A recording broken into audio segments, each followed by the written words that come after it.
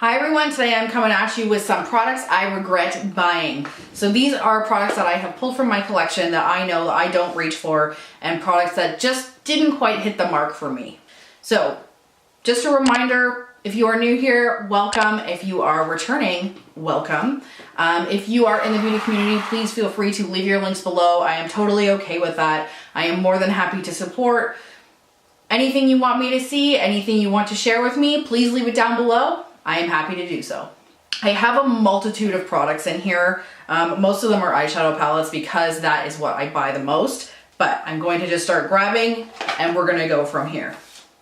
First thing I grabbed is the second version of the UD Spectrum palette. I have them both. Of the two, I think this was not done well. Of the Urban Decay releases of brightly colored shadows, this was a huge disappointment and I probably should have returned it. But I was trying to give it the benefit of the doubt, and then by the time that I actually tested it to where the point I knew I really didn't like it, it was too late. So I still have this, and I will probably put this in Shop My Stash to see if I really don't like it, and if I don't, I'm going to put it away. It's gonna go to someone else. The pigmentation just isn't here, and the blendability just isn't here. It was a big disappointment. It was almost like they rushed to get this out, and it just was a huge flop in my opinion. I hate to do this because Kat Von D is my girl, but the Kat Von D Lock-It Setting Spray, I really didn't love it. I didn't hate it, and I do still use it here and there. It's supposed to be a makeup setting mist, but it doesn't elongate the wear of my makeup. It doesn't make it look better. It doesn't do anything. To me, this is like cucumber water in a bottle. The one thing I will say is the actual mist is perfection. So for example, when you mist it, it's truly a mist. Like, it's a mist. There is no big hunks of water. There is like, it's a mist. It's like being underneath Niagara Falls. Not underneath it. That's way different. But you know what I'm talking about when you're kind of standing back from Niagara Falls and there's just mist all in the air. That is how this was working. Grabbing the next product from my basket. This is the Light Up Your Face Luminizer palette from Essence. I know that this is supposed to be a highlight palette, but to me, these are highlight shades I would never use. I didn't buy this. I got this from Generation Beauty last year. They're very nice feeling powders, but the shades are not for me. I wish I had either got one that was a little lighter or a little darker. This one is in, I'm not even sure if it has a shade on it, but I know that there is a darker version of this that I may pick up and try out.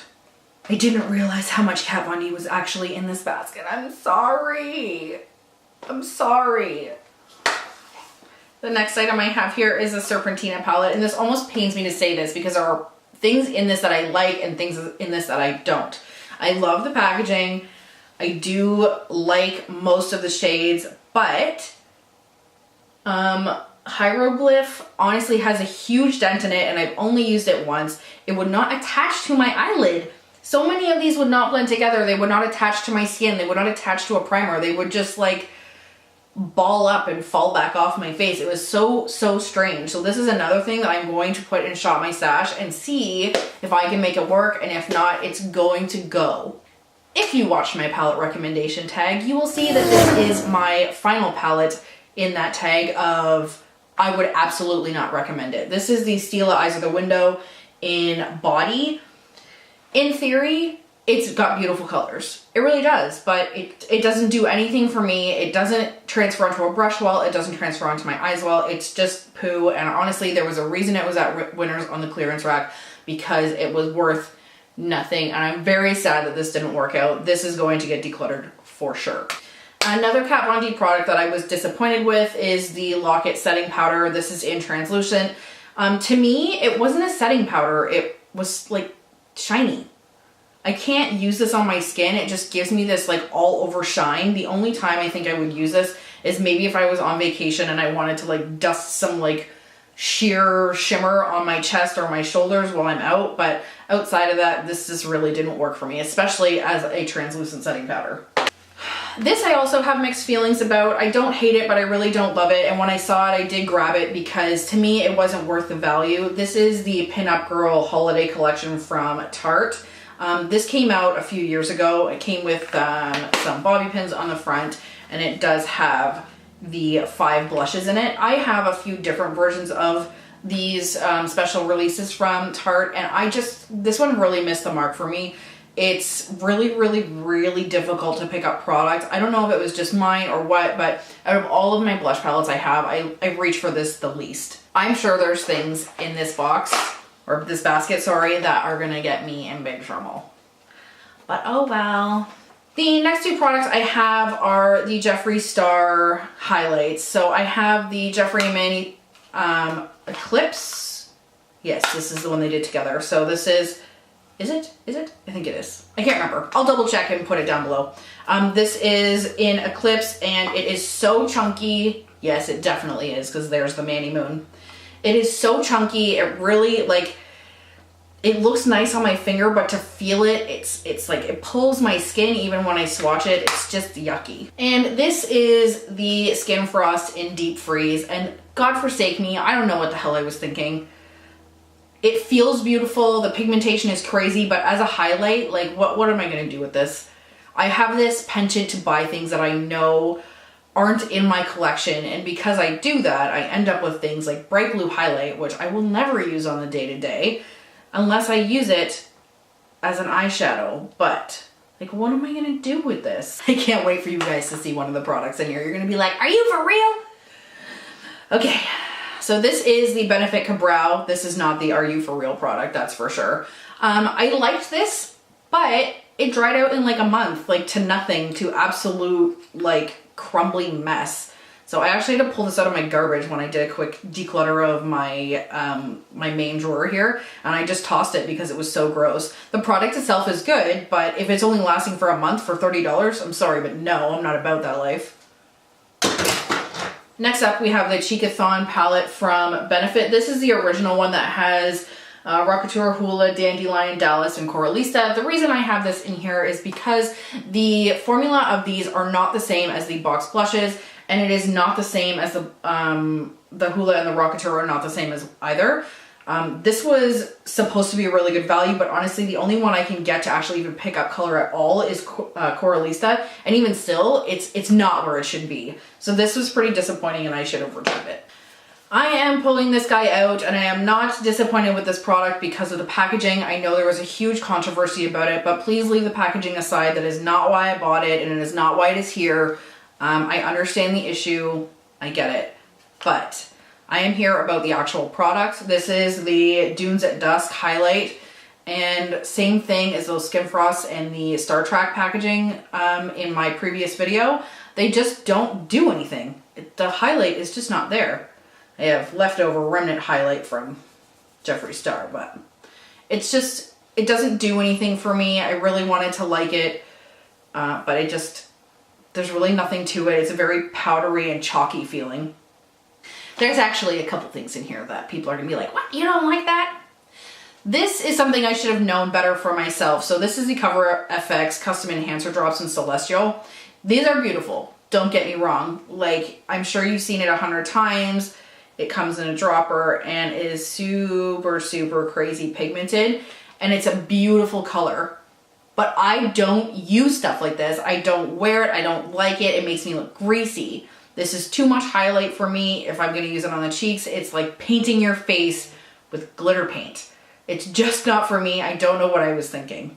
We are coming closer to the end of this basket. I have the Violet Voss Holy Grail palette and the Drenched Metals. These are something that I picked up because I saw them on Instagram and I was like, oh wow, those are really beautiful. And they are really beautiful. I'm not disappointed in the product. I am more disappointed in the fact that they are easily duped by many other things I have in my collection, and I really don't reach for them, so I regret spending the money for that reason. This is the Holy Grail palette, and like, as you can see, this is pretty much every other palette that exists in the world right now. So for me, not necessarily worth it. I have other palettes that I can dupe these with and are smaller and easier to use. Another thing I will note with these is they are not solitary palettes. Like, I find when I use any of them, I have to reach for a different one. I'm not sure this is even valid anymore. This is the Marc Jacobs The Vamp palette. I want to love it, and I think I do, but I just don't reach for it. I don't find the formula was worth the money. by any means. I know they've been reformulated, and that's why I'm saying I'm not sure it's really relative anymore, but I just had to mention it because I didn't love it, and I was taking this to wear to the gym all the time, and then I actually found myself not even putting on makeup because I didn't want to deal with it. We are coming down to the end here, and this is the Black Honey Wardrobe from Clinique. I actually ended up replacing the Marc Jacobs palette with this one in my gym bag, only to find the same result, that I couldn't make this work for me. And I know that the Black Honey color in Clinique is one of their staples. I should just take the brushes out of my palettes before I come and try and film anything because they just go everywhere. But yeah, it just didn't do anything for me. It doesn't have the best pigmentation in my opinion. I don't like most of these things. Of course, it looks bomb now. I hate when things make a liar out of me. Well, holy hot damn, that was stressful. Ran out of space on my memory card and then I couldn't reformat it, but we're good now. These two items I am putting together because really, I don't know why I continually want to pick up lip palettes. Like, I never use them. They're not convenient.